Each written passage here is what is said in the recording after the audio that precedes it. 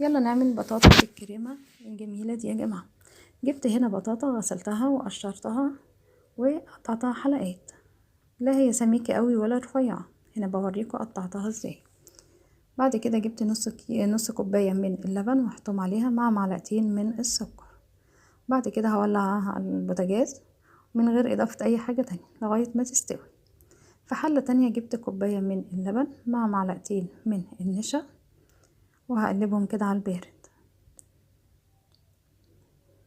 بالشكل ده. هحط عليهم كمان معلقتين من السكر، هحطهم بقى على البوتاجاز واقلب ده كله على نار متوسطة. وفي النهاية هحط كيس من الفانيليا. البطاطا عندي استوت، حطيت عليهم شوية من السوداني المجروش مع معلقة صغيرة من القرفة، بتدي فرق جامد في الطعم. خلاص الكريمة بتاعتي خلصت ودهنتها على البطاطا، حطيتها في الفرن لغاية ما اخدت وش بالطعم